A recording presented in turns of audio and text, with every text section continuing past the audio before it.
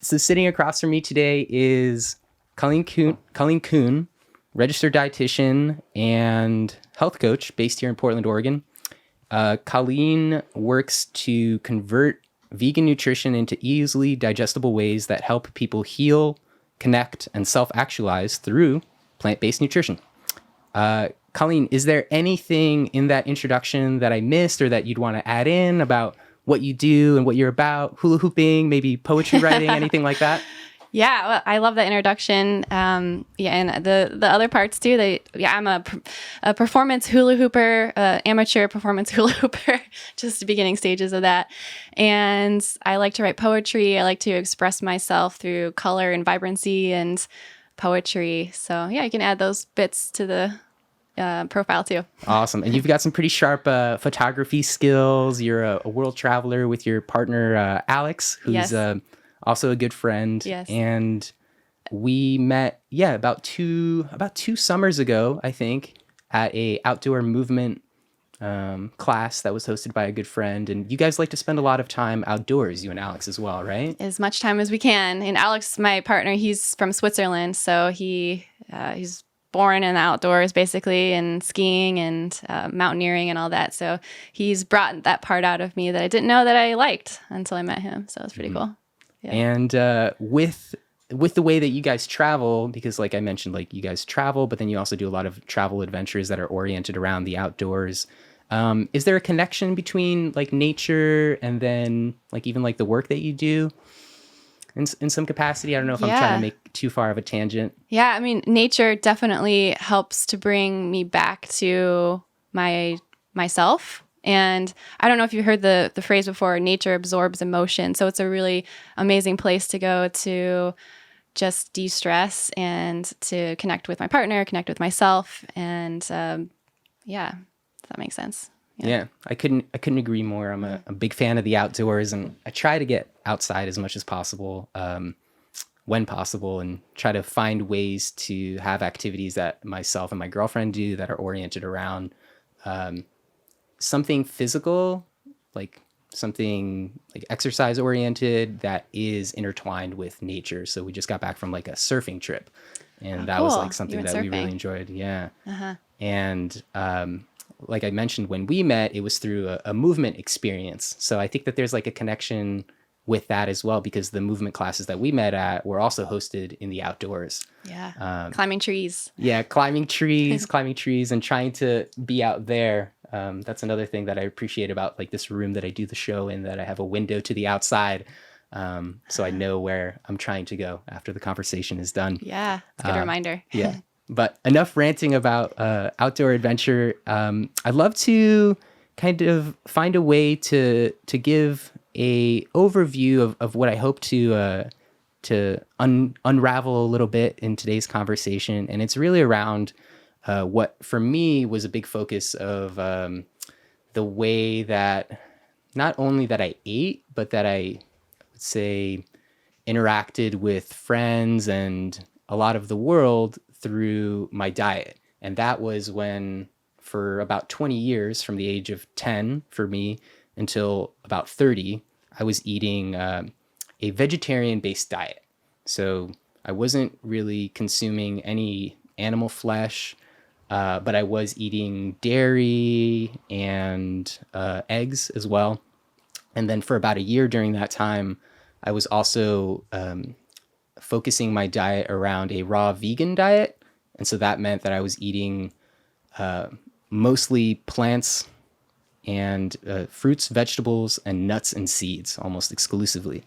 And now for the past 2 years, I've been eating a more, I guess like you could think about it as I don't want to say like carnivore centric, but more diet that is oriented around not just eating fruits, vegetables, and some dairy and eggs as well, but also consuming animal protein through like eating chicken, beef, and fish. And I wanted to know, for you, with the coaching that you do with your clients, and then also the lifestyle that yourself and your partner lead that's oriented more around a plant-based diet, do you know what drew you to that lifestyle where most of the food that you guys consume, or maybe all of the food that you guys consume, is plant-based. So your question is, well, what drew us to the plant-based lifestyle? And maybe you could also explain, like, what does that mean? Like, what does a plant-based lifestyle mean? Okay. Yeah. So your first question is, like, what drew me to it?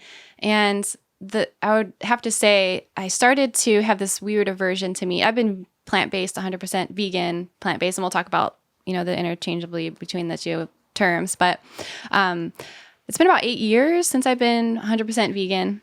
And what drew me to it was I had this aversion to meat. There's the bone and the meat, and eating that somehow like didn't feel true for me anymore. So at that time, I had just finished my dietetics degree, my bachelor's degree, and I'm like, can I be vegetarian and be healthy? Is this possible? So I started to do the research and watching documentaries and diving into it a little bit deeper. And what I found is, like, yes, I can be healthy, but it needs to be managed properly. So first it came with the aversion to meat, and then it came, okay, there's an environmental impact. There's and it's going to be beneficial for the animal welfare and for my health. So then it kind of just grew from there, and my partner saw what I was doing and he wanted to try it too, and he ended up feeling much better. Our athletic performance improved. Actually, at the time we were doing triathlons, and our athletic performance got better. Our recovery time was faster. So we're like, okay, there's something to this, So that's where it started. So it was more of an intuitive sense that you had. It was something about it that didn't connect. Yes. Yeah. Yes. For the people that who are leading a plant-based lifestyle or a vegan lifestyle, would you say that it's oftentimes a common feeling that for them the reason that they chose to be eating more plant-based was a little bit more intuitive, or is there another common reason that you find that exists? Mm-hmm. I think it's either between the intuitive feeling of this is the direction I need to go with my diet, or it's usually a health scare reason. Someone who had a heart attack or had something happen to their health where they're like, okay, maybe there's a different way I can approach this. And some people feel like, okay, maybe a more plant-based Mediterranean type diet will help me heal. Mm-hmm. And we're already talking about it, but I want to make sure that people understand the difference.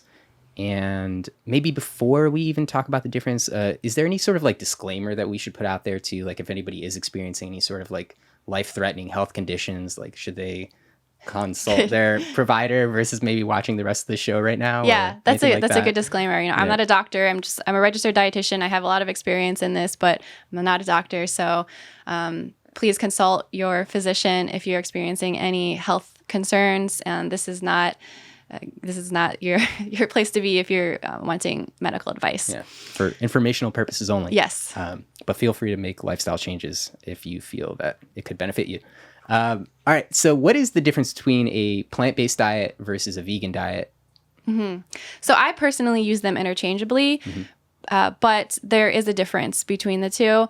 I would say that vegan tends to move more towards like animal welfare and animal cruelty and preventing that from happening. It's more on an ethical side. And then plant-based tends to lean more towards the health side, the whole plant-based diet, the whole foods plant-based diet. Some people who follow a plant-based diet do include some animal products. So it could be eggs or a little bit of fish. But I tend to use them interchangeably. Mm-hmm. And with the supplementation that sometimes also comes into to plant-based or vegan diet, I guess like people who are following a plant-based or a vegan diet, do the supplements sometimes, are they derived from animal products as well? Like something like fish oil and something for like different omega? Yeah. Most omega-3s like DHA, EPA are going to be derived from fish. So if you wanting to go 100% vegan, plant-based, then you're going to need to look out for the supplements. They're going to, you want to make sure you're getting an algal oil, DHA, and we can go into the different recommendations for supplements, but also vitamin D3. But not all vitamin D3s are vegan. Mm-hmm. And then certain foods that I remember when I was, like I mentioned, following the raw vegan lifestyle, which is one where you're eating foods that are not cooked beyond a certain temperature.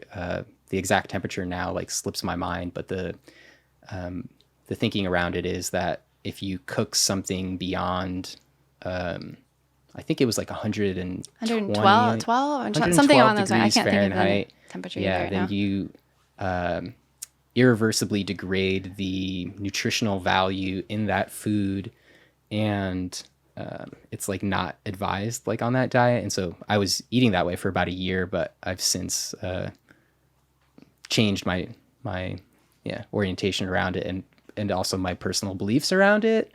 But I do remember how much emphasis there was on different types of blood markers and blood tests to identify the deficiencies that are present when you're following that diet. And so when somebody is approaching identifying where they're deficient in a certain nutrient or mineral, what is the best way to kind of like approach that, to find out what you're deficient in and then how to resolve that deficiency? I think the first step is really tuning into your body and listening to your own body and asking yourself questions like how you're feeling. Am I feeling tired? Am I feeling fatigued? Do I have mental fog? Am I not able to think as clearly? Is my sex drive dropping? How is my sex drive doing? And how is my digestion? Am I able to digest, if you're following a raw vegan diet, am I able to properly digest all the food that I'm eating? What does my poop look like? Because that's important. It's not only about what we eat, but it's also about what we digest, convert, and absorb that really matters. So the first place to start is really tuning into your body and listening to what it's telling you. And then from there, you can take the next steps of doing a blood test and looking at certain vitamins and minerals that could be easily missed on a vegan or raw diet. And then from there, you can supplement. Mm-hmm. And when someone is looking for a blood test, how do they know which blood test to take and whether or not someone's recommendation for a blood test is in the patient's best interests? Yeah. Because that was the hard thing for me to figure out when I was doing that. I think it really matters on the provider that you're seeing. So I highly recommend people go see a functional medicine doctor, and you can go to functionalmedicine.org and find a provider in your area. A lot of functional medicine doctors take insurance.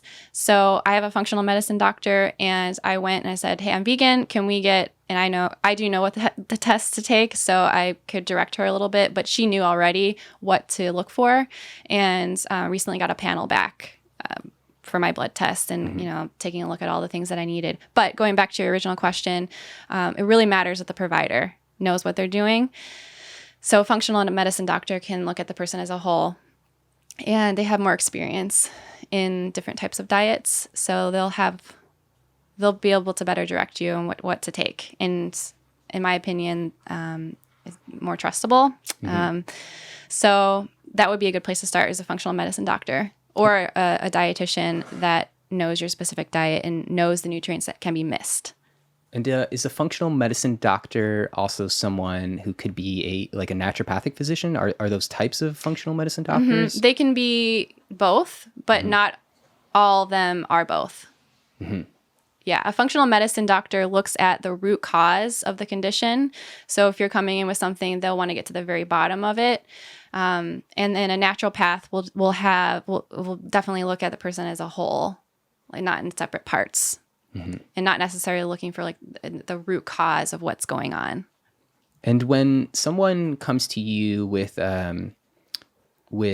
something that they've identified in their lifestyle that they feel is diet oriented, how do you approach identifying whether or not, I guess, like that's true, like if the health problems that they're experiencing are oriented around their diet?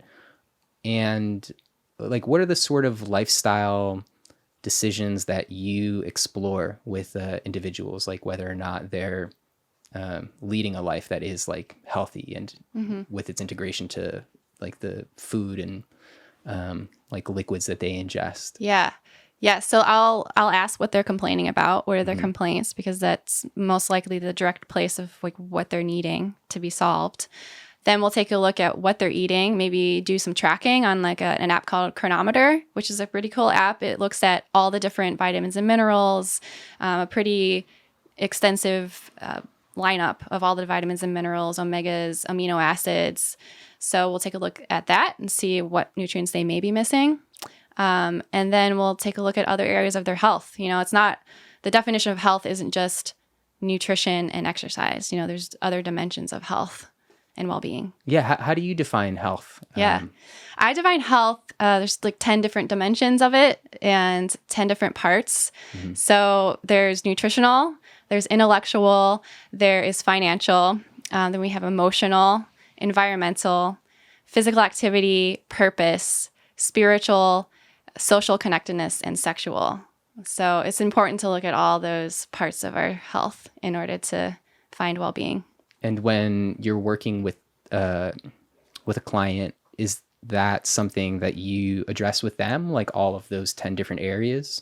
Most of the areas. So I wouldn't necessarily address financial, but it's interesting what happens, when we are looking at, for example, our spiritual and our emotional health, and how if we look at those areas, then it can kind of spill over into the other parts of our health. So if we're improving our emotional health, improving our spiritual health, then the next step will be, okay, how is that bleeding into my financial health? Maybe it will improve it if I'm improving my emotional well-being. Mm-hmm. Yeah, that I haven't heard of a definition of health that explains it with those 10 separate areas, but I really appreciate that all those areas are addressed because they relate to all of the, I think, common sources of, different common sources at different times of stress for me, and like maybe different areas of anxiety. But thinking about them as one part of one cohesive unit is good. And I think like healthy for me to think about when I'm addressing whether or not I'm feeling super excited about something or not super excited, or just my general like level of joy or depression, wherever those are balanced. Yeah. How did you come across like developing a definition of health like that that's so comprehensive in that way? I think it's just working with people and realizing that, I would initially help people with their nutrition, but then it's like, well, it's more than just nutrition. Like, why are they struggling with setting a certain nutrition goal and following through on that? Well, it's because that, maybe their emotional health is off and they are not exploring the unconscious part of their minds that might be holding them back from following through on a goal.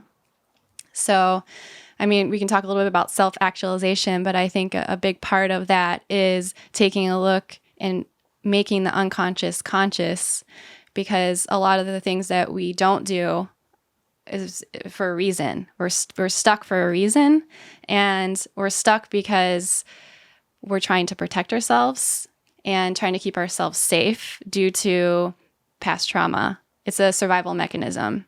So until we can make that conscious, then we won't be able to follow through on our nutrition goal. And it goes really deep. And it sounds like it sounds very spiritual and very, very metaphysical. But I think that it comes down to that, following through on goals. And why we don't follow through on goals is because we're trying to protect ourselves. And so what you just addressed there with the term self-actualization, like making the unconscious conscious, what is an approach that someone could take to accomplish that? Or is there a practice that you could take to accomplish that? Like you mentioned meditation. I don't know if that's oriented around it. Yeah, that's the first step of becoming self-actualized. And this is to say, like, I don't think that I'm self-actualized at all. Like, I have a long freaking way to go to even getting there. But I think the first place to even start is to look at where you're suffering. Like, how are my relationships? How is my health? How is my nutrition? Am I moving? And looking at where you're suffering. And then from there, you can move towards finding and realizing what can fulfill you and what can, you can find that fulfillment for your, living out your true potential. And with identifying the areas of life that are causing, I don't know, say like a roadblock towards that. And I I guess I'm understanding also self-actualization not as a destination, but more of an orientation Yeah. to be like working towards.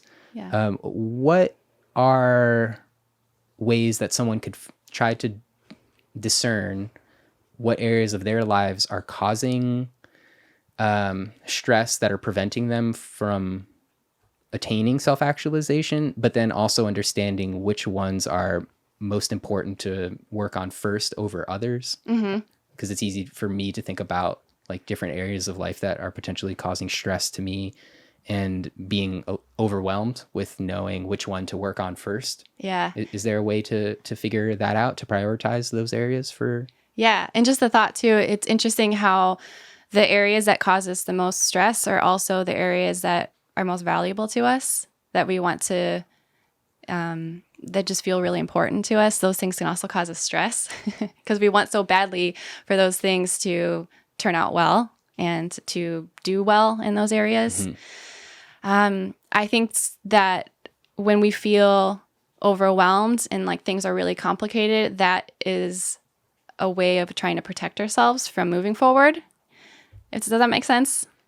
It's like a signal to say, be careful here. Yeah, it's like, don't move forward because you might mess up. And if you mess up, nobody will like you. And if nobody likes you, then who, that sucks.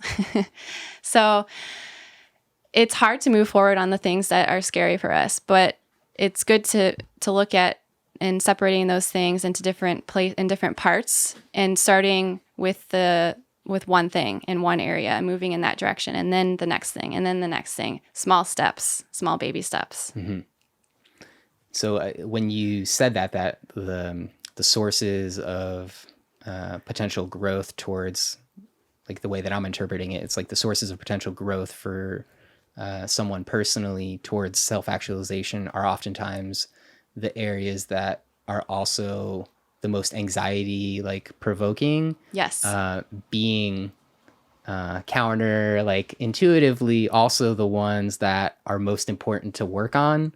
How have you found for yourself like strategies to be able to identify that anxiety as, or maybe it's not anxiety, but for me, I could think about it as anxiety, like an area of my life that is really important to improve, but an area of life that also causes for me a lot of anxiety, but knowing that anxiety is like okay, and to have a good relationship with it, but then use it as a motivating tool. Like, is there something for you that's worked to do that? Yes. Okay. So the thing that can help you get past wherever you're feeling stuck is with support and help. That's the only way you're going to get past it.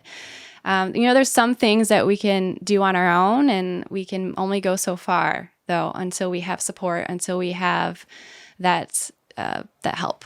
So that would be the number one way I would recommend that people get unstuck, is to ask for help and to realize that we can't do it on our alone. It's not about independence, it's about interdependence.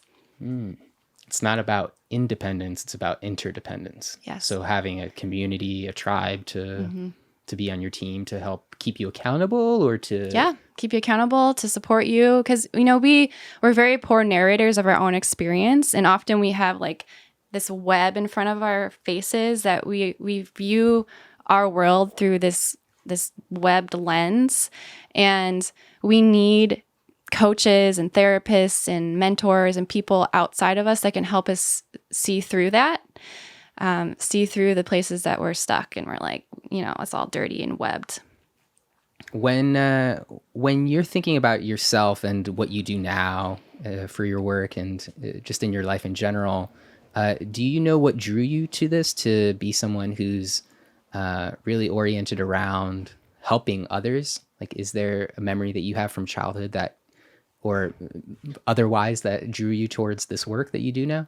Yeah, that's a good question. Well, my dad's a doctor and my mom's a nurse. So we kind of grew up in a household where it was important to help people. So maybe and my grandma was a nurse. So maybe that's where it stemmed from. But I don't know. I think I've always felt like it was important to serve, and it makes me feel good about myself when I'm able to help people. So yeah, I think that's probably where it stemmed from. As a teacher, but then also a provider of care. Yeah. In a way. And with dietetics, do you remember what drew you towards exploring that field? And yeah, so I originally went to school to become a physicist. So I wanted to study physics, and I did for the first 2 years of college. And I was like, I love physics, but I just really can't. At the time, I couldn't picture myself standing in front of a bunch of students and teaching, which is ironic because I ended up teaching. I taught at community college for nutrition, but at the time I was like, I can't picture myself standing in front of college students and teaching physics. So I'm like, what is it that I could do that involves science, but also involves something that I enjoy to do, which was cooking? I'm like, well, how about dietetics? And then I just followed that path. And at the time, I didn't really know where it would lead. I just knew that I liked that combination of things, and somehow it turned out to work in my favor. Yeah, and it seems to me too that you also have a large interest in. This sounds like a little woo-woo to say, but I don't care. But like, kind of like living like a very vibrant lifestyle in a way where you were mentioning that you and your partner, like you were doing triathlons together. So you guys were doing something like very like physically intense. You travel a lot to places where you explore like magnificent like outdoor areas, and then even with what you do with regards to like your choices around diet, it's all around like eating really like beautiful food. Would you say that that's kind of like an accurate like maybe I don't want to say diagnosis, but like thinking around like orientation that you have? Definitely. I think for the longest time I hid that part of myself. I thought I was trying to keep myself safe from the world. Like, well, if everybody sees my fullest expression of color and vibrancy and living a certain way and having these thoughts about life, maybe they won't like me. And then I got to the point where I was like, well, F this, like this is my life. I can live on my terms. And if they don't like me, then that's too bad because this is who I am. So then I started really showing up for myself, and it turns out that people like who I really am. So that's a good thing to figure out. Yeah. And the right people like who I am. And then there'll always be naysayers, and there'll always be people that are going to tear you down. But those are the types of people I don't want in my life anyways. I echo that. And my friend Kevin Carroll would always say that haters are our motivators. So, using that as fuel, but sometimes it's easier said than done.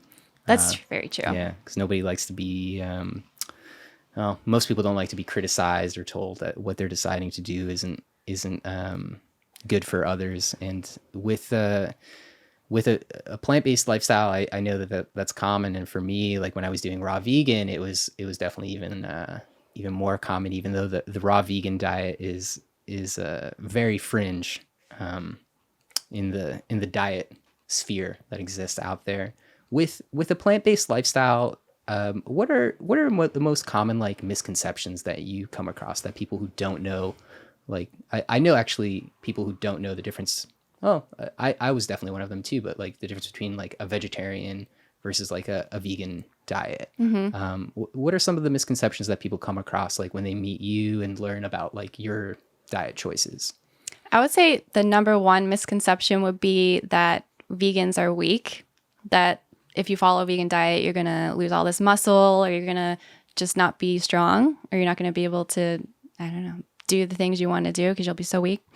And that's definitely a misconception because as we know today, there are tons of athletes out there. There's MMA fighters, there's football players, there's triathletes, there's ultra marathoners that are 100% vegan, that are really strong, that, have tons of muscle. So that's one of them. Yeah. I couldn't count. I definitely couldn't count on all my fingers and toes, like how many times people would always ask, like, "Oh, where do you get your protein?" Yeah. Like that's just the most common question I would get around when I was eating vegetarian. Not even talking about like eating raw vegan. And protein is a really tricky topic because there's so many layered opinions around it, and I still have a tough time understanding all the important details around protein, but more from an intuitive sense, was how I understood it for myself. Like when I was eating vegetarian and then even like raw vegan, like, and it wasn't necessarily even around like protein as much as I felt like sometimes for me, like just caloric intake. But with the protein question, what is your like thinking around that with a plant-based lifestyle? And maybe, I don't know if you would compare to like a carnivore oriented lifestyle, or if people are thinking like Paleolithic lifestyle, like how does the protein question, like get answered by you, or how do you think about protein in a plant-based lifestyle? And that's a legit question I ask. For a while, I got kind of annoyed by it because but it's legit. You know, you can miss the protein in your diet, and especially those amino acids, the essential amino acids, have to be paid attention to when you're following a vegan diet. So yeah, tracking and making sure you're getting enough per day and you're meeting your protein needs, and specifically those amino acids, the essential ones, because it can be missed. How does somebody know what is an appropriate amount of protein for themselves, and does that vary depending on the lifestyle of the individual? It does. Yeah, there's an equation that dietitians like to use, and just you take your body weight, divide that by 2.2, and that'll give you your weight in kilograms.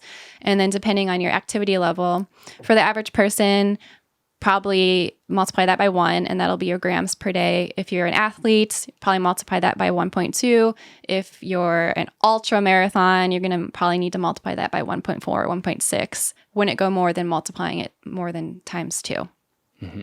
Unless you're really trying to gain a lot of weight or you're doing like crazy powerlifting. I know that's kind of where some of the thinking around like taking 2x the amount of like pounds that you have in the amount of protein.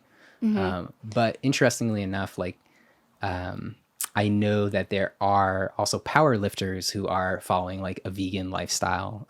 Like we were talking about this movie that's coming out. Actually, it comes out tomorrow. September 16th. Was it The Game Changers? Yeah, The Game Changers I saw that. documentary. I was scrolling through Facebook last night and I saw that it's coming out. Yeah, interesting documentary that is directed by James Cameron. So the Titanic, and then the what is the most recent movies that he was doing with the flying birds? I can't think of it right now. Shoot, I can think of it either. Not the Avengers. So Terminator, Titanic, and then also. You know what I'm talking about though, like the purple flying birds, and I can't think of the name right now. Anyway, super famous director. You guys all know who James Cameron is, but he's the director of the film. He and his wife, and I think their children also, are kind of more oriented around a plant-based lifestyle now. And the movie is co-produced by Arnold Schwarzenegger, so former Mr. Olympia, Jackie Chan, Chris Paul, NBA player. And then in the film, it documents, like you were mentioning, like athletes who are plant-based and competing at like really high levels. So you've got fighters in the UFC, and then also there's like a power lifter in that film as well, also plant-based. So they are figuring out the protein question like just fine for themselves, but it is an individual recommendation, like you were explaining, like depending on like the lifestyle that people have. But definitely people who are leading the vegan lifestyle and doing it at like a really high level in terms of athletics. So other than like protein, what are the other sort of like things that people don't think about with regards to a vegan or plant-based lifestyle that you can kind of like shed some light on? Some things that might be missed. Some things that might be missed or misunderstood. Yeah. I know like for me, when I came from a raw vegan diet, and when I was following the raw vegan diet, I moved to Portland, Oregon, and the vegan scene here in Portland is huge. There's like vegan options on literally like almost like every restaurant menu that you go to. But something that surprised me was meeting people who weren't vegan necessarily because of health reasons, but more for ethical reasons. Yeah.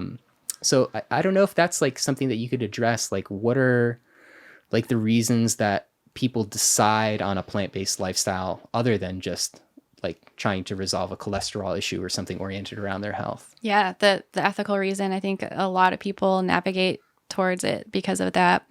And there can be a pitfall with the nutrition, because if we're just solely looking at animal welfare, which is great, and I think it's important, but then we're not looking at the nutrition of ourselves. We're animal. I like to say we're animals too, so we need to make sure that we're taking care of our welfare.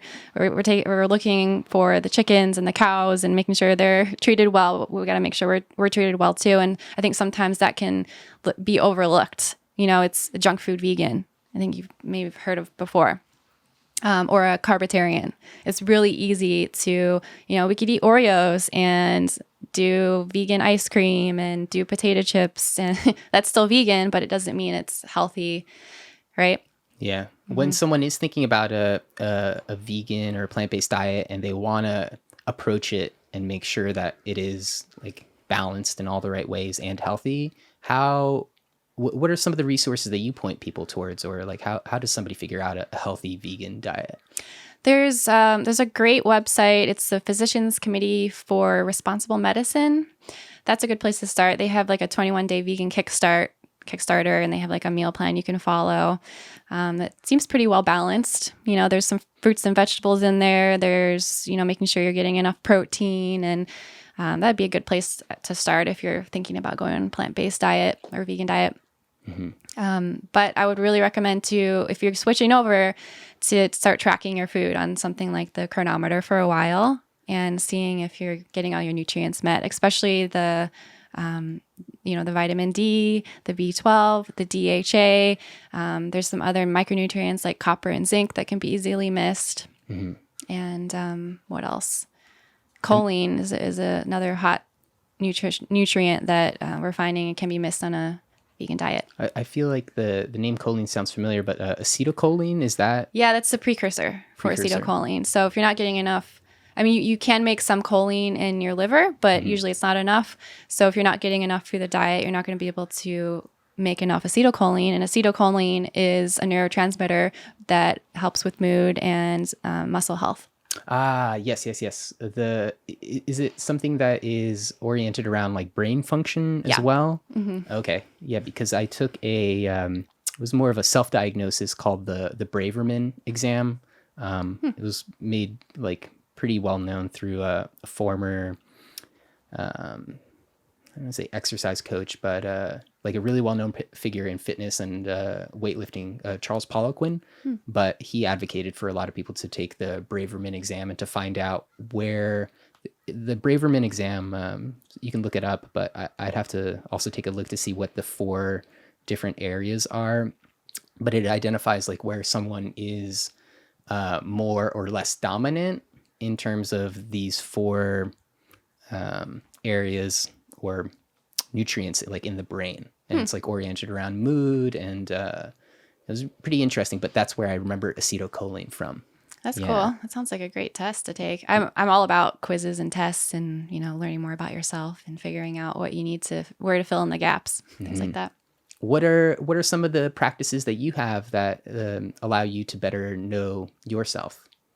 In terms of self-help, self-discovery? You were saying like self-tests that you've taken or anything like that. Is there anything that you found that's been good for you, or maybe even not good, that you could let people? So in terms of nutrition or not? Or just I don't know. It's like even like the Meyer-Briggs exam, like a lot of people are familiar with that one. Are you familiar with the attachment theory? Attachment theory? Okay. So I've recently become obsessed with the attachment theory, the polyvagal theory, but what the attachment theory basically says is we can be in 4 different categories. We can be have an anxious attachment. We can have an avoidant attachment. We can have a disorganized attachment, which is a combination of anxious, avoidant, or a secure attachment. And how we become to have these specific attachment styles, they call it, is because of how we were raised and the modeling that our primary attachment figures, our parents or whoever it was that was your primary attachment figure, modeled to us. And did we get our needs met growing up? And that manifests into relationships as we're adults. It manifests into how we manage money, how we deal with business, how we express ourselves in the world. So that's a really important one. I think that everybody should be aware of their attachment style. How do you figure out, which attachment style you are? You can take the quiz. There's usually attachment style quiz you can take. Just Google attachment style quiz. But you can probably notice if you're in a relationship and there are some patterns that keep coming up that you notice.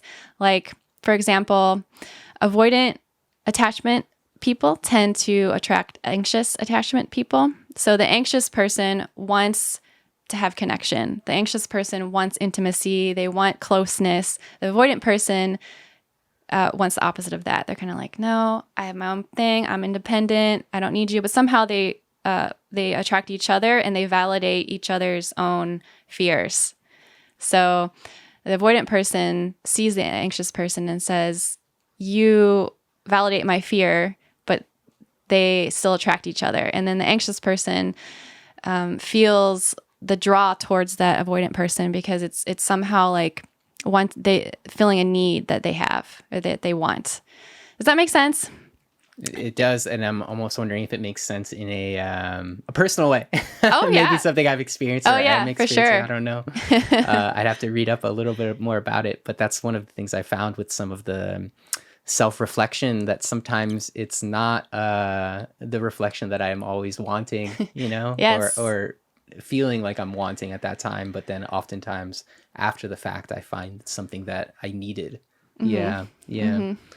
That's typically the path. Yeah. And often our attachment style is unconscious until it becomes conscious, until we're like, oh, well, what's happening in this relationship? Why is there so much tug of war? Why is there so much turmoil? Why does this feel so off balance?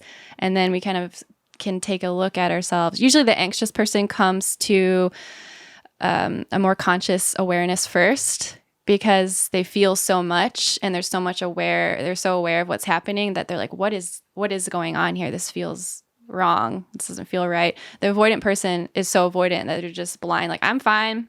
I got this. I'm fine. I don't need you. I don't need anything. It takes a little bit more work for that avoidant person to see what's going on. It's interesting to think about. Yeah. When I'm thinking about, I know sometimes like the food that I eat impacts the mood that I have.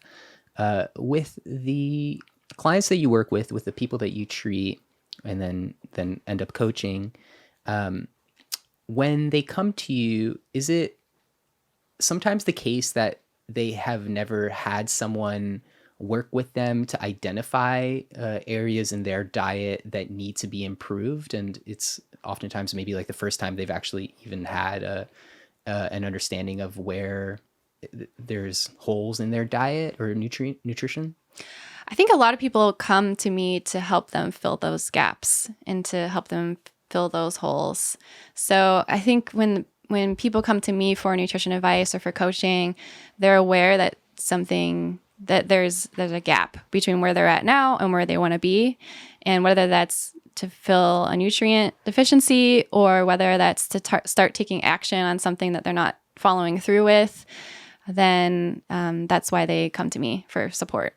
What are the easiest ways for them to make positive changes like in their lives? Is there anything that you've seen that's been common for a lot of people, whether it's like adding in a green smoothie or adding in a salad to their lunch, like anything like that you'd recommend? So nutrition wise, definitely, if you can start with a morning smoothie, start off the day with throwing some protein powder in there, whatever type of milk you like, some greens. You can either throw in some superfoods in there like ginseng, baobab powder, bacopa powder. So all these cool superfoods you can add in there.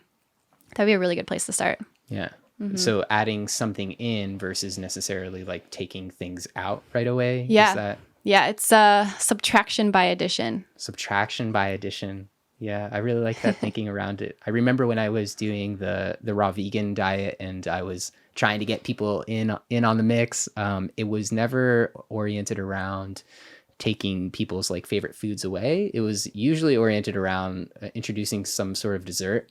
I remember that was kind of like the gateway for a lot of people. Yeah. But with with something like introducing more plants and vegetables into somebody's lifestyle, like I would think about it like that as well, or fruits and vegetables.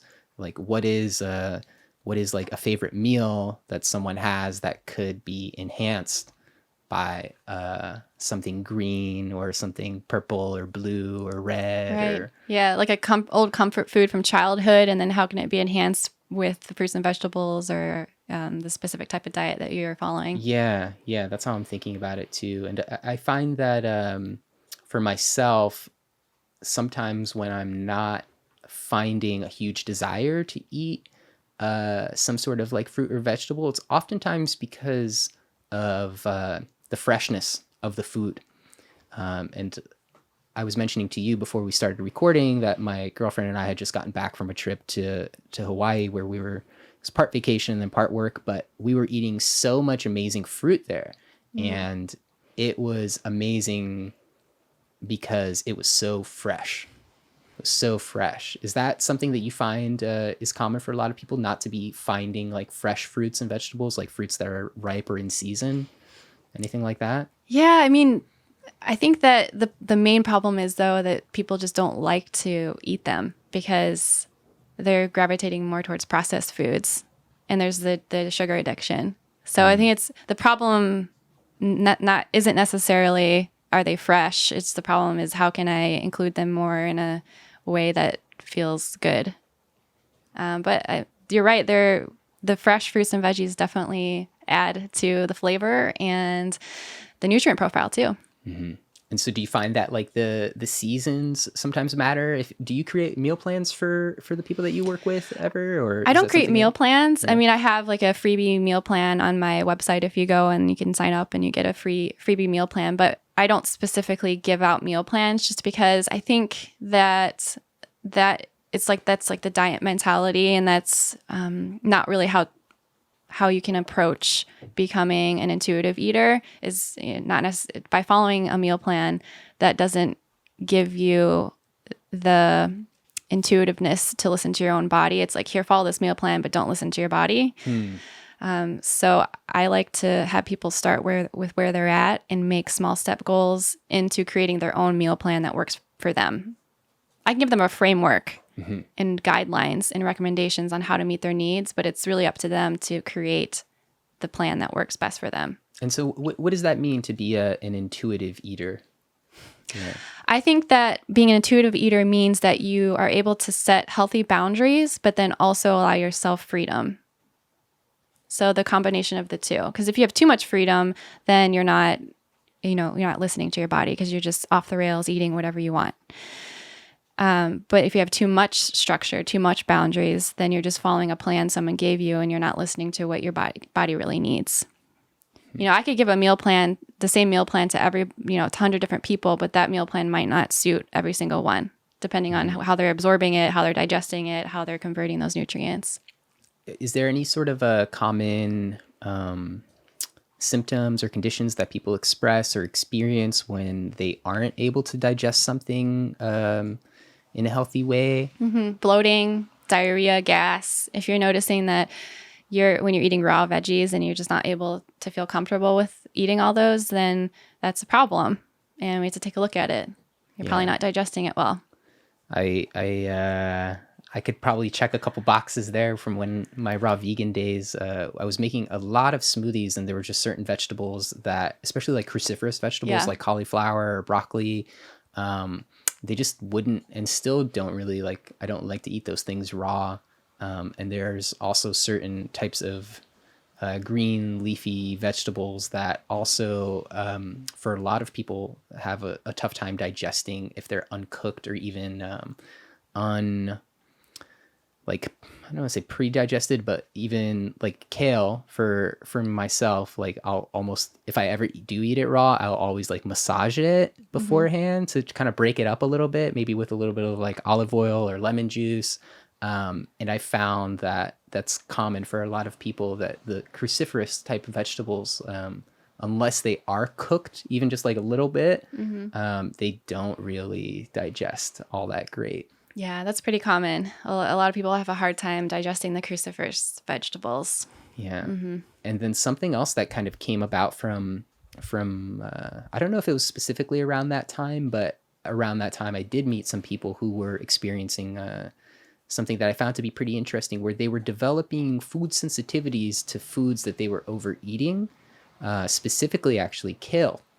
Somebody really well known at that time and still even now in that like raw vegan scene, they were having a lot of kale smoothies, and they ended up developing a sensitivity to the kale. And the way that I've heard it explained after the fact was oriented around some sort of, I don't want to say it's an enzyme, but something within kale that prevents it from being like eaten all the time in nature, is something that does get broken down when you cook it, or I think maybe also around massaging has something to do with it too. But they had eaten too much of the kale and had too much of that in their system, that when they were eating more kale, it started to not be a good thing. Have you heard of that happening? Like people developing intolerances to overconsumption of certain fruits or vegetables or foods in general? Yeah, definitely. And if you're eating the same thing day in and day out, that's going to play a role.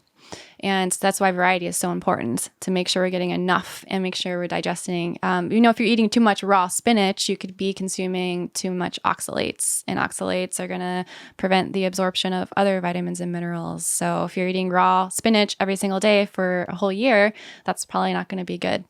Yeah. How does somebody know whether or not they're eating enough fruits and vegetables in their diet? Well, I like to give the generalization of, if you're a stretch goal, 6 to 11 servings per day and 1 to 2 servings of fruit. So 6 to 11 servings of vegetables and 1 to 2 servings of fruit. But going back to what I was saying about, it's not only what you eat, but also what you digest, convert, and absorb that really matters. If you're noticing that 11 servings of vegetables is not digesting well and you're having tons of gas and bloating, then that's going to be a problem, because you're not going to be getting the benefits of those nutrients from the fruits and vegetables. So you're not going to be absorbing it, and then you're probably going to be deficient. So eating that much is not beneficial in the long run. When somebody's thinking about what 11 to 12 servings of vegetables looks like throughout the day, like what could that be, if you were to give an example of, like, if somebody was having a breakfast, lunch, and dinner? Yeah. So like 6 to 11 servings of vegetables. Okay. So for the morning, if you're doing a smoothie, you could add in some bok choy. I like to add bok choy to my smoothies because you got that bok choy picture, actually. Oh yeah, that's right. I do. That's my bok choy over my eye. I like to add that in there because it's super bioavailable in calcium, so you're getting some calcium there. So some bok choy in your smoothie, maybe some fruit in your smoothie. And then you could even have protein powder with some vegetables in there. So there's a protein powder I use. It's called Balanced Greens Superfood Protein. And then they actually add some dehydrated vegetables to the protein powder. So it doesn't necessarily have to be 100% raw. You can still be getting it through that source. Or if you want to do like a greens powder, that's also an option to get some of the benefits of the greens in there. And then you can do like a Buddha bowl for lunch with some sweet potatoes. You can do some cooked kale in there. And then for dinner, I like to have a big ass salad. So, 4 to 5 servings of any type of lettuce that you want. It could be kale, it could be romaine, it could be arugula, and some other vegetables in there if you can tolerate it. Mm-hmm. And that should hit your mark. That definitely sounds like it would for somebody who's wanting to change their diet and become more plant-based. What are some of the things that you found that are like roadblocks for people? Because I know, like you had mentioned, like when you started with a more of a plant-based diet, your partner then wasn't, but he was interested in it, and so he started doing it with you, and so then it made it something that now you guys both do. How do you recommend someone makes living a plant-based lifestyle easier? Like, would it be trying to introduce it to their partners or anything like that? Yeah. Is there any strategies you recommend for people? I would recommend starting slow, because it took me a year to transition to becoming 100% vegan, and I didn't even know that I was going to be 100% vegan, but I just kind of slowly worked my way towards that. I think there are some people that can go from one day to the next, but it makes it really difficult to go from, eating meat to then 100% vegan. So it makes it a lot easier if you go day by day and step by step, and maybe start with cutting out something that doesn't seem as hard to cut out. Like for me, cheese was the hardest thing to cut out and was the last thing I cut out. So the first thing I think was like pork.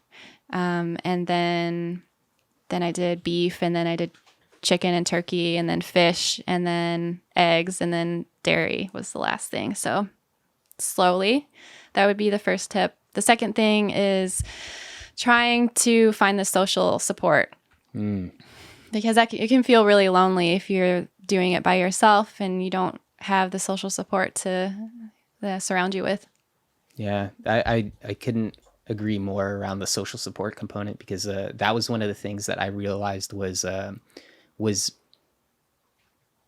problem only after I figured out that it kind of was a problem with the raw vegan diet, because I found myself to be a little dogmatic around the diet, and then that oriented also around the way I thought of others and the way that other people were eating. And once I identified that, it made transitioning or switching over to a different diet easier for me. But with regards to like the social component, what are some of the things that people should think about when they're wanting to find easier ways to hang out with people? Because that was almost like the first thing that I realized, that there's so much time that we spend with other people that's oriented around food, and knowing how to go out to dinner with someone or where to go out to dinner with someone made things easier, but only after I kind of learned that. So like, what are some of the like cuisines or like things to think about when someone's going out to eat with someone? Like, where should they go? Yeah. The first thing that comes to mind is like an Indian type place, because there's definitely vegetarian options and there's non-vegetarian options. Mediterranean would be a good place to go. Those kind of stick out. I mean, here in Portland, there's pretty much any restaurant you go to, there'll be a vegan option or a plant-based option.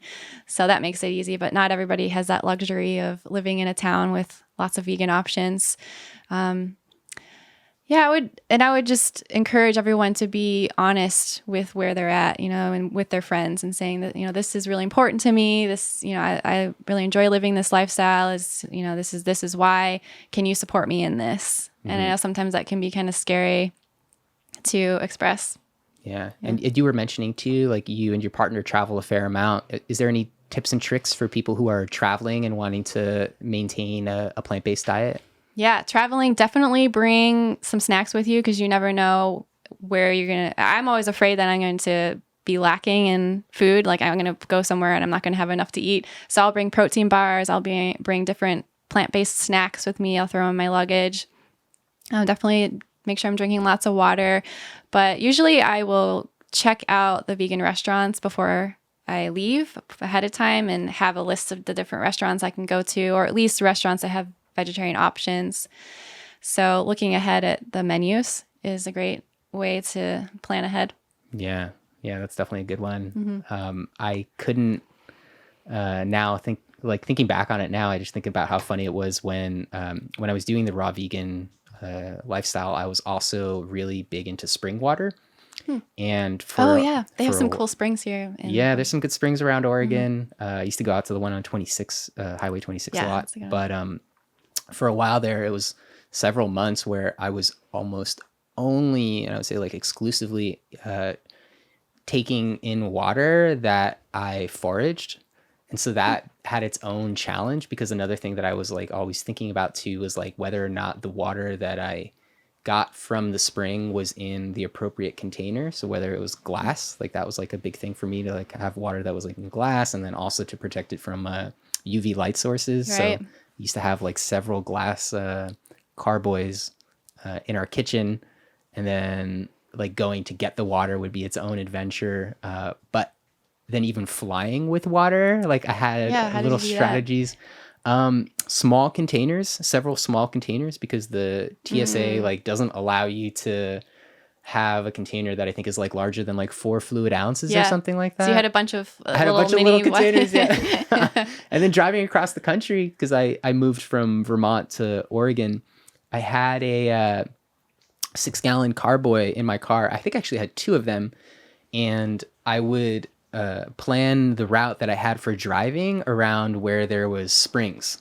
And so I would fill up at a spring, and I knew that I was consuming about a little bit less than a gallon of water a day. And I always had my water in my car. So it was kind of like my lifeline. Yeah. But that's awesome. there, it's Definitely fun planned it to out think really about. well. Yeah. Yeah. There's a lot of planning around that, because one of the things that made it a little bit easier too is there's a great website, I think it's still around, called findaspring.com, and you could find where the springs were. So that was one of the steps that I had in figuring out my route. If I was driving from, say, like New Jersey to Ohio, like where's there a spring that I could fill up with water? So a little bit harder to do than having like snacks in the bag. For sure. Yeah, that's cool. Are you still doing that? No, not anymore. I still like spring water. Like whenever we can get it, there's a spring, like I mentioned, on Highway 26 that we stop at when we're coming back from like surfing or something like that. But now I just use a filter. Yeah. I feel fine.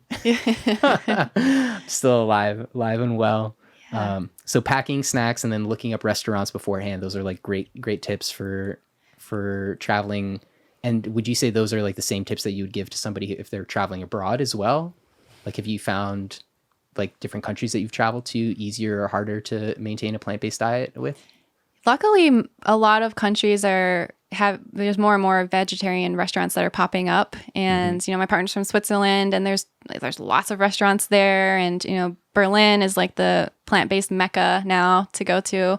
So Germany, there are more and more plant-based places popping up. So it's really nice to be able to have that option.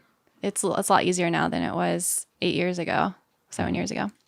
And what you had mentioned before too, like transitioning into the plant-based diet through, I forget the exact phrase, but it was like addition through subtraction. So subtraction, addition by subtraction by addition. Yeah. Cool. So like adding in plant-based meals and plant-based orientation first.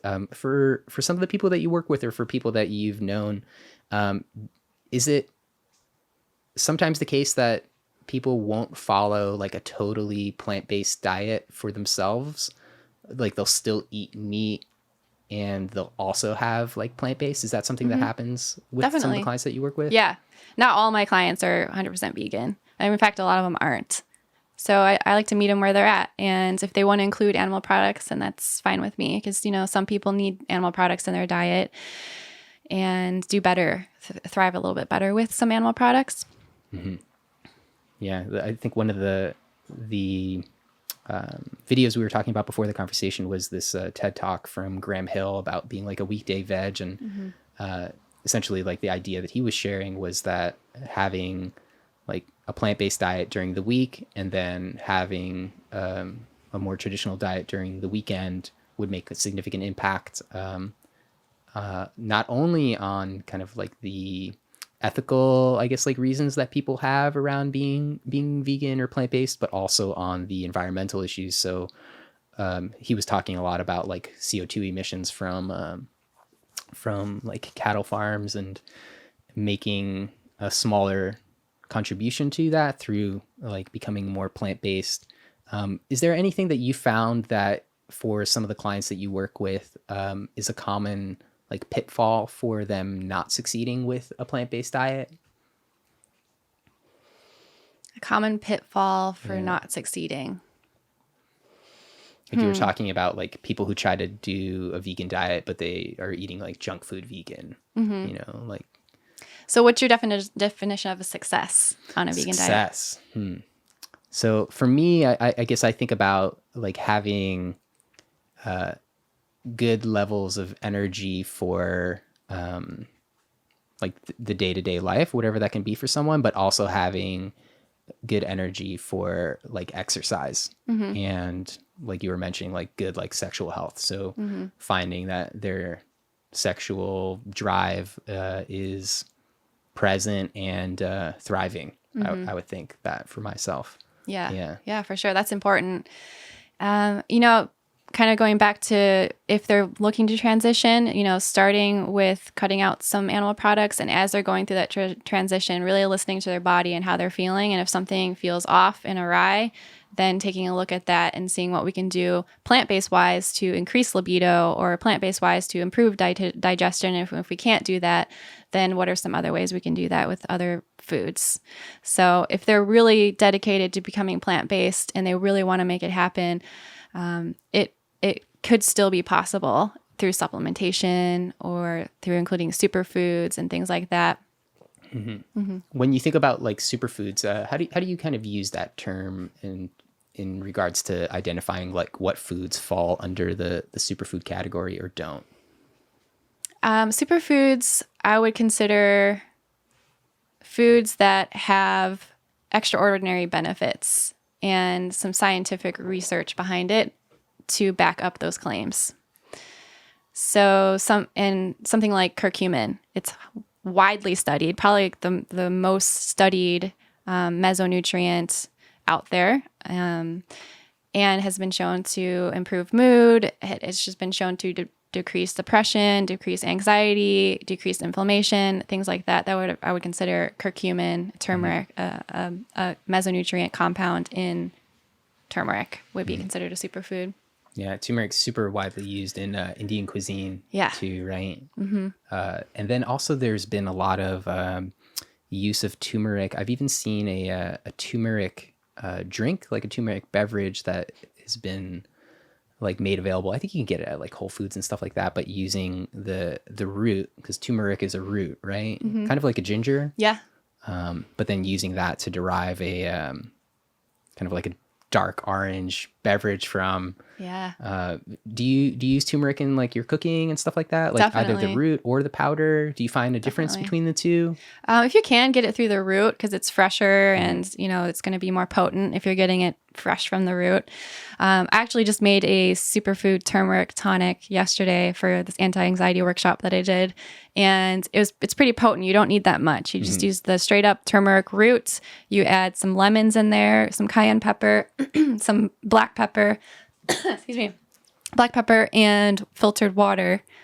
And that's pretty much it. And you just take a straight up shot of that. It sounds tasty. Did you juice the turmeric, or was it a powder like that you'd mixed in? I just put the root in Vitamix and just blend it up. Yeah. Awesome. So it had a little bit of fiber. Yeah, a little bit of fiber to it. And the lemons will have still the pulp in it as well. Sounds awesome. Mm-hmm. Yeah, because turmeric, if you're unfamiliar with handling the root, it like will stain your fingers for a long time. I think I still have like some yellow fingernails a little bit, and you can see that from that's the turmeric. Awesome. Yeah, because I've had it actually juiced. So turmeric, it's more, it tastes more potent in a concentrated form, or it tastes more concentrated than like ginger. Mm-hmm. And then the root is also like a little bit smaller. The way that most people find it, but that's one of the things that you'll sometimes see, like Laird Hamilton, like famous big wave surfer, and he actually has a coffee and nutrient company now. Are you familiar with his stuff at all? I'll have to send you a link. Okay. But Laird Hamilton is also, like I mentioned, like he comes from like the big wave surfing world. Like he was one of the pioneers of big wave surfing and tow-in surfing, and now also foil board surfing, where you have a small fin underneath the surfboard that allows you to go faster and ride waves in ways that a regular surfboard doesn't. But Laird is also passionate about health, and he has some products that he sells that are oriented around like coffee creamer, and then also an instant coffee. Oh, now that it's ringing a bell now. Yeah, I know exactly what you're talking about. He uses turmeric in one of his coffees, but you'll see that he's got some videos online where he's making like a special juice or a special drink at home, and he works with a lot of turmeric, and he'll use gloves because it's just, it will literally like keep your fingers orange for quite a bit of time if you're just like working with a ton of it. Do you, for yourself at home, do you keep any sort of staples in your fridge or in your kitchen to know that like you always have something to work with, or that you work with the most? I keep a bunch of, talking about superfoods and things like that. Just foods in general, yeah. Definitely a lot of superfood powders just to kind of throw in my smoothie. So I'll always have ginseng in there.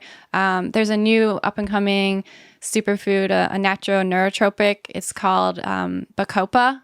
Bacopa? Yeah, it's an herb. Is it black when you get it in the... It's white. White. Yeah. Okay. Cool. It's a white herb. So I'll have some of that. And what else? I have ashwagandha roots. And that grows in Oregon, actually, too. Really? Yeah. I didn't know that. I had a friend who was doing some work with a ashwagandha farm, I think in Oregon City. Yeah, I didn't know that it grew here either, but there's ashwagandha farms in Oregon. That's awesome. Yeah. And that's not to be confused with ayahuasca, which, by the way, Alex and I are doing an ayahuasca trip to Costa Rica in December. Oh, cool. Safe journeys to you both. And happy journeys. Thank you. That'll definitely be our next adventure. So ashwagandha. I'm going to get it mixed up now. And what else will we have? There's always some leafy greens in our refrigerator, just to whip up a salad, and at any time we'll have that ready for us. And what else do we have in there? Is there anything you do to keep your greens? Because that's one of the things that I find is like hard for me sometimes, keeping your greens like fresh as long as possible in the fridge. Like, do you keep them in the bag, or do you put them into a special container? Any sort of like tips and tricks there? Yeah. Well, my tip and trick is to eat them as soon as you can and not let them go longer than a couple of days. But I know sometimes that isn't always possible. Keeping them in the salad drawer and making sure they're in a contained place so they're not going bad as fast. Yeah. Yeah, we've got some frozen spinach, but then we also try to keep some regular, or not regular, but fresh greens in the fridge at all times. But sometimes the frozen comes in the mix, and it's okay. Yeah, it is okay. I don't mind it. Yeah, frozen's good. I mean, a lot of the frozen foods, their nutrient value is locked in when it's frozen, so you're not losing too much with the nutrient value of the frozen foods. For a plant-based diet where, like we're talking about like finding ways to make it accessible for people, and if they want to stick with it as their primary diet, then that's great. Do you find yourself, or do you find that people who eat plant-based cook at home or prepare their meals more or less often than people who follow more traditional diets? Like, is there any difference that you find there? I can't think of any like statistics wise. I can only anecdotally. Sure. But I would say a lot of vegans and plant-based eaters do cook a lot at home because it's easier to control what you're putting in your food, and depending on what types of foods that you're trying to get more of or avoid, then you can really control what you're putting in there. But then there are also people that don't really look at it as health conscious reasons, like we talked about with the vegans. There's more ethical that will tend to eat a lot of junk food, go out more often, things like that. So yeah, I guess it depends on their intention behind it.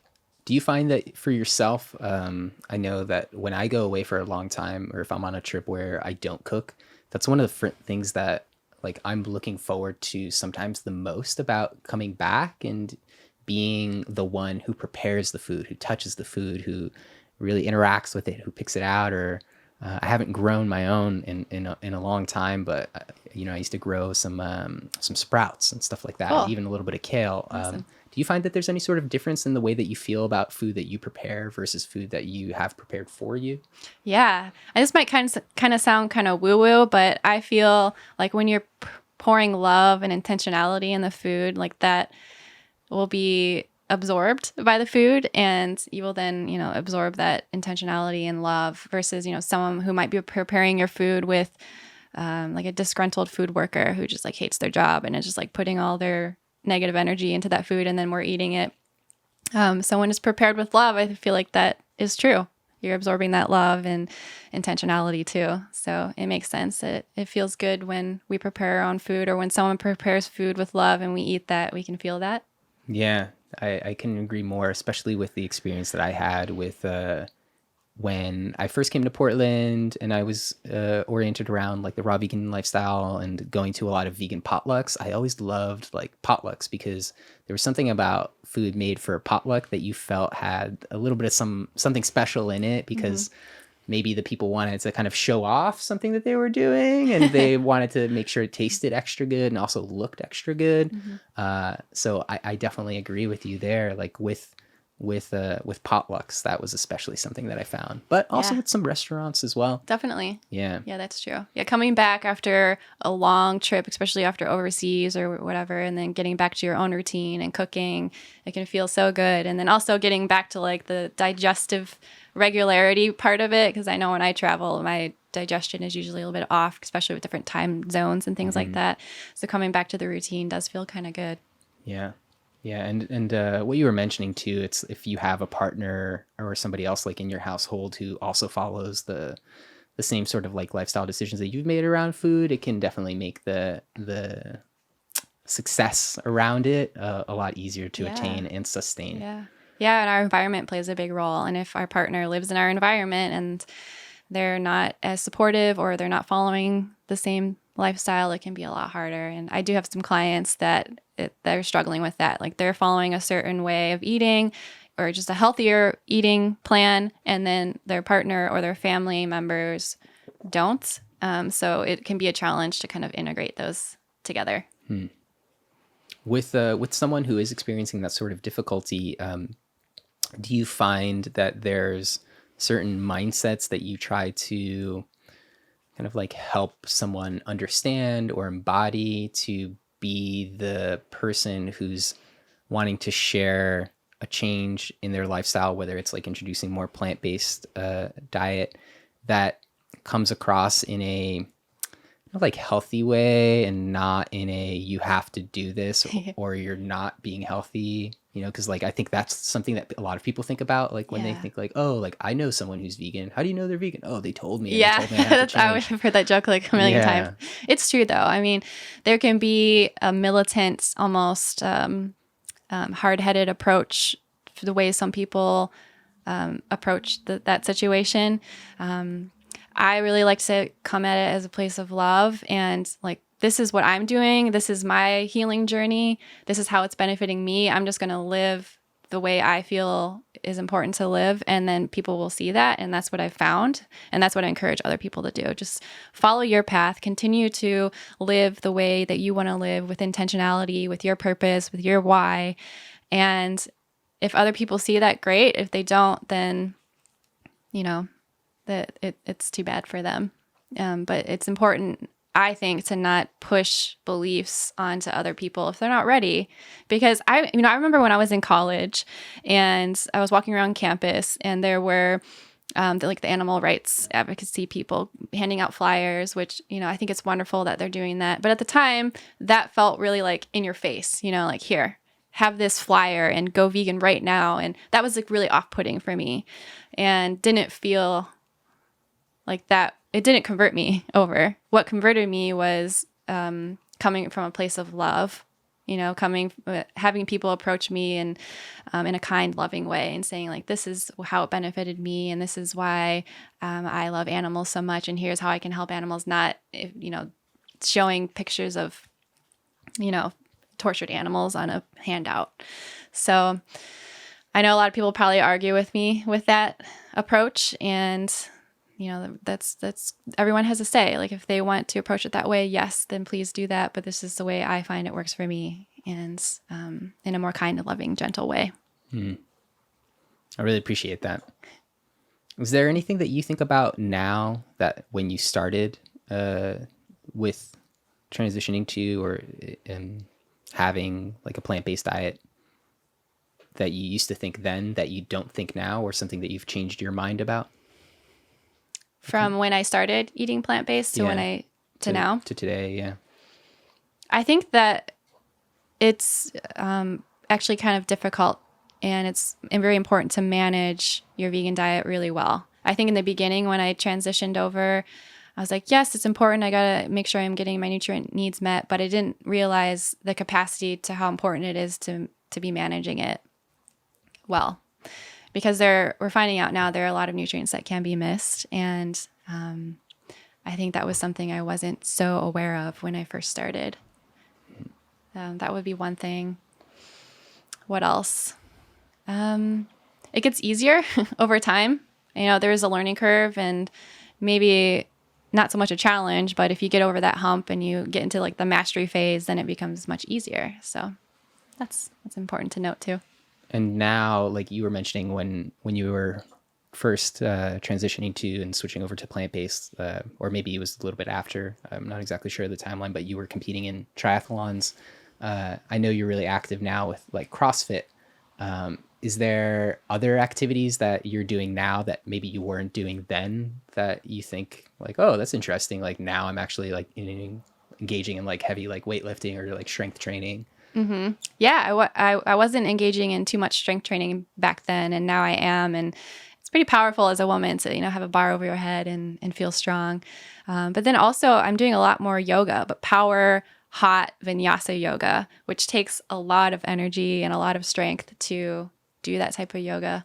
So I think I feel stronger now than I have ever been in the past, even stronger than when I did triathlons and those ultra marathons. Yeah. With myself, like speaking from like my personal experience. So, I was vegetarian from pretty much like fourth grade until just about 2 years ago. And two times I had this shift of sorts. The second wasn't as like dramatic, but when I was eating a raw vegan diet, and I say vegan actually because I was eating, honey products. Okay. And so somebody introduced that term to me. They're like, oh, you're actually not a vegan. Mm-hmm. You're a vegan because you have honey. Mm-hmm. So honey comes from bees. Right. So it's not it's not considered vegan. Right. And there's some amazing honey in Vermont, by the way. But when I was eating raw vegan, I remember thinking, I'm like, oh, this will be the way that I will eat for the rest of my life. And then my mindset around that slowly started to shift. And then I decided to just like start eating like regular cooked food. And I was still vegetarian then. And then I was thinking when I was vegetarian again, I was like, oh, you know what? I'll probably be a vegetarian like forever. And then I started to think about it slightly different through experiences that I had with some strength training coaches and just my own personal research around like diet and trying to resolve what my story was around the reasons that I had for deciding to become vegetarian or to eat vegetarian, because that's an interesting thing too, to say like I became a vegetarian. It's like an identity around that I was trying to figure out. But what I'm trying to get at is I thought I will be a vegetarian for the rest of my life. And then I decided otherwise. Like like I mentioned, I eat chicken and beef and pork and fish. Do you think about that topic for yourself, whether or not like this decision that you have for yourself or this lifestyle that you have for yourself as someone who's plant-based is something that you'll have for the rest of your life in this like expression of it? I thought about that a lot, and I don't know. I'll have to see. I'm definitely open to change because I became vegan. So what makes me think that I could evolve to change my diet over the years? And it's a tough question because it's like I do care about animals a lot, and one of my reasons why I'm plant-based and vegan, and it was because of the ethics behind it, also because of the environmental and also because of the health. So it's like that battle, the grappling. I think if it ever came to the place where my health was failing because of the diet I was on, or if I started to have an allergy to food, or I was intolerant to some foods that I wasn't able to meet my nutritional needs, then I would probably have to include some animal products. And, I think the first animal product I would start including would be something like oysters or fatty fish or even organ meats. Those would be like the three things that I would probably include if my health started to deteriorate. But for now, like I feel great and my blood work looks amazing and I just feel awesome. So for now it works. We'll have to see down the road, I really appreciate that perspective that you have. And I think that's part of the reason like I wanted to have this conversation with you, because I kind of had that sense and, you kind of confirmed it on a previous conversation where you're not super dogmatic around a plant-based lifestyle being the only way.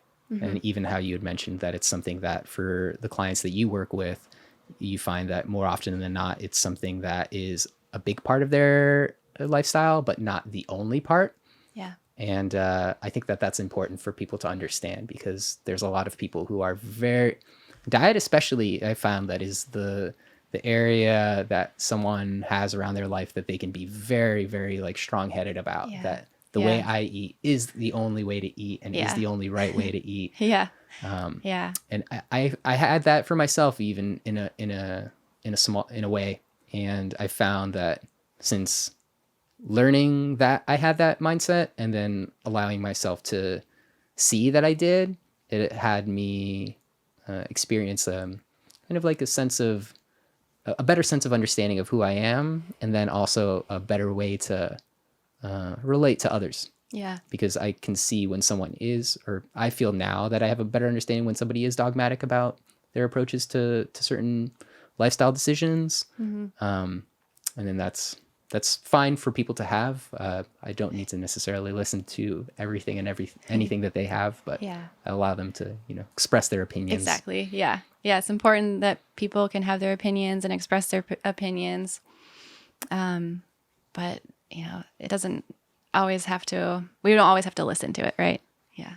And so how for yourself personally, like, how do you stay on top of, like knowing that all systems are running well, like with regards to, like, you were mentioning some blood work that you get done, like, and you have a physician that you see, like, is that something that, that you care to talk about, like the ways that whether or not your diet is like going well and working for you? Yeah. So I'm going to make sure I'm getting my vitamin D tested, vitamin K2, which is a very important nutrient that vegans can miss. Is that potassium? It's vitamin K2. So K is represented as potassium on the periodic table, but vitamin K is a separate nutrient. But there's vitamin K1 and there's vitamin K2. Vegans often don't get enough vitamin K2. So that's important for bone health and for cardiovascular health. And then there's the DHA, which is really important for brain health and for eye health and for mental health. The omega-3s, vegans aren't usually get enough of that. And then there's the copper, there's zinc, there's the choline that we talked about, and the amino acid profile, the protein. You can't measure that, but I'll track that. But the specific micronutrients, the vitamins and minerals. Vitamin A is another one that can often be overlooked on a vegan diet. So I'll make sure I'm getting an extensive panel done every year. That's kind of like my go-to. And then from there, I'll make tweaks. And it's never 100% perfect. There's going to be something that might be a little bit off. So then I'll just add more of the food, or I'll add more of a supplement to boost it up. But then kind of going back to what I was saying about like really listening to my body, which is often something I didn't do before. I would not listen to my emotional state. I would not listen to how my body was feeling, and would often be like the go, go, go person and just like running myself into the ground, stressing myself out. And stress plays a role in our health too. So it might not be the diet that's off. It might be the mental state and the stress state, which can then impact the diet and the gut microbiome. It's like the gut dysbiosis and then our own emotional trauma kind of like feeds back into each other. So if we're not looking at our gut health and we're not looking at our emotional health and looking at that, then it's like a never-ending cycle of dysregulation. With gut dysbiosis, maybe could you explain what that is, and then how would somebody know whether or not their gut is healthy? So gut dysbiosis looks at the microbiome, and the microbiome is like a super hot topic now, which I'm sure you've heard about. The microbiome is basically an organ in itself. It helps to digest food. It helps to make vitamins and minerals. It helps to, it interacts with our mental health too. And they are an amazing group of critters that just support us in ways that we're not even aware of yet. I'm finding we'll find so much more in the next coming years of the benefits of the microbiome. But when we have gut dysbiosis, and then that ecosystem is not flourishing to its potential. So we can have digestive issues, problems absorbing food, and bloating, gas, diarrhea, irritable bowel, Crohn's disease. Those types of things can kind of pop up and can be an alarm system that, okay, maybe my gut is off. Maybe I have some gut dysbiosis. If I'm super stressed, and chances are our gut is going to be off too. I'm super interested in the gut, and I'd love to read up about it more. There was a book that I read a few years back now that was recommended by this. It was actually a chiropractor, but then he was big in the raw vegan scene, and now he's pretty like out there eccentric sort of person, and it was around the gut and everything that lives inside us, but it was written more from almost like a science fiction perspective, because it's pretty unbelievable for people to think about that there's so many things living inside us that impact the way that we exist. And then not to mention, of course, like digest the food that we pass through the gut. Is there any resources that you would point people to if they wanted to get kind of a good idea about what's happening with the research around gut health now? Yeah, I would recommend that they get their microbiome tested. There's a company called Viome, Viome.com, and you can send a little sample of your poo and they'll test it, and then they'll give you a breakdown of what microbes are in your gut, what are the opportunistic ones, the ones that can go awry and work against you, and how you can populate your gut to one that will support you best, and the types of foods that you can eat that will support your gut microbiome to be flourishing. That sounds amazing. Do you know roughly like what that test costs, or is that something you do through insurance? I think they lowered the price. I think it's now only like $200 or $150. Sweet. So it's a pretty good deal. Yeah, I think that person that I was mentioning, the Dr. Robert Kassar, at one point, I think he talked about, and this was a little bit, now maybe 10 years ago or something like that, he was talking to people about how they would find out what their health of the gut was, and how to find out in a like an economical way. And one of the tests that people are most familiar with in regards to testing like gut biome is the poo test that you do for your dog. And so he was talking about sending like your own poo sample to a veterinarian. Oh, well, that makes sense because we share the microbiome with the people that we're living with. So I guess that's a more economically feasible way to do it. As long as you don't mind bringing a little bit of your own poo and saying it's not saying your it's own. Human poo instead of dog poo. Yeah, but there's some, I don't know, I've read, it's been some time now, but some articles oriented around actually a therapy called like fecal transplant therapy, where people take like healthy poo, and it's actually, I think the way that it's done is the healthy poo will be turned into more of like a capsule form, and you'll reintroduce that into your system after like a treatment of like antibiotics, for example. Like antibiotics oftentimes are known to like really wipe out like a person's like gut biome, right? Yeah, anybody who's taken antibiotics on repeated usage, even if it's been on a couple times, which most of us have, then that's going to play a huge role in our gut and impact it. Yeah. Fecal transplants. It's definitely, I looked into that because I think it's in Maryland. It's the only place that it's legal, but you can be a donor for a fecal transplant. I'm like, I'm going to be a fecal transplant donor and get paid to like give my poo to somebody. But the healthy poo. The healthy poo. Yeah. But I think you can only do that somewhere over on the East Coast right now. It's only illegal to do that. But maybe in the future you can sell overseas. Your poo. Yeah, overseas. Make some extra money that way. I don't know. I mean, if you got that good stuff, like I wouldn't be surprised, like people wanting that. And I could see there being, of course, like a legitimate like use case for it. Especially in hospitals, there's tons of antibiotic use there, and there's a type of bacteria that can be easily transmitted in hospitals where people have diarrhea for days and days and days and actually can die from it, and their guts are just wrecked. So fecal transplants have been shown to work really well for people with that condition. Yeah, and that's, I think, also somehow related to a lot of but you have to be careful there to not read too much into the marketing materials, but some of the claims that are made around foods that are high in they'll say like prebiotics. Yeah. Like kombuchas and lots of different like fermented foods. Yeah.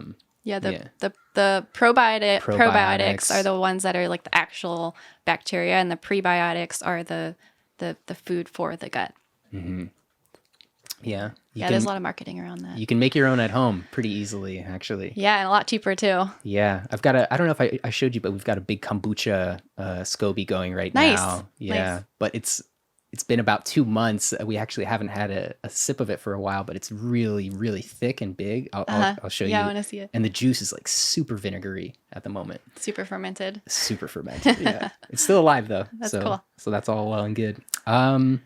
Colleen, let me see if there's any other questions. I think we kind of covered a lot of the big topics that I definitely wanted to address. Is there any other thoughts that you wanted to share around whether it's, self-actualization or living a healthier lifestyle or having a healthier diet that you wanted to talk about? I think I just want to leave people a thought with just being really compassionate and kind with yourself, because we're just so hard on ourselves all the time. There's so much judgment that we put on ourselves for living up to some certain expectation or some certain standard. And I just want to let you know that you're doing great, and to just acknowledge yourself more for doing those things and celebrate the things you are doing well versus the things that you're not doing well or the things that you could do more of. Because the more we beat ourselves up, then we won't get to the place that we want to get to. If we're kinder to ourselves, we're more compassionate, and we'll get to the place that we want to get to faster, if there is such a place. But and then to really just reach out for support, and to know that you don't have to do it alone. Like I said before, it's not about independence, it's about interdependence, and it's about seeking support. And I know it's hard to reach out for support, but if you want to improve your life, if you want to get out of the stuck place that you're in, you need support to get out of that. Because like I said, we can't see past our own webbing, very poor narrators of our own experience, and we need a different person to ask the right questions to help us see past that, and to see past our limiting beliefs that we withhold due to our upbringing that has been so conditioned in us for years and years and years. Beautiful. I couldn't put it better myself, and thank you so much for sharing it in such a nice, concise way. Because I think there's so much truth to that, and in that that I think could help a lot of people. Colleen, for folks who are wanting to learn more about what you're up to and potentially reach out to you for coaching, what's the best way to keep up with you online, offline? Yeah, I've seen Instagram. I'm pretty active on Instagram. So @NutritionTranslator is my Instagram handle. And if you want to reach out for me for coaching, you can head over to my website. There's a link to apply now, and you can fill out the coaching application. I only take a couple clients at a time. So just because it's so personalized and so one-on-one and so in depth, because everybody's different, and I want to make it a unique experience for each person. So I only take a couple at a time. Awesome. Yeah. Well, thank you so much for taking the time to share a conversation with me and drop so much knowledge with me today. It's really been a really pleasant conversation. I've learned a lot, and there's a lot that I want to look up, including sending out my poo for a little sample. Yeah, there you testing. go. Send out that sample. Send out that sample. Again, thank you so much for taking the time to be here. And like Colleen said, check her out @NutritionTranslator on the Instagram, and also Nutrition Translator is the website. That's it. Yeah. That's all we have to share for today. And Colleen, thank you again so much. George. Really Thanks for having me. appreciate you. It's been a lot of fun.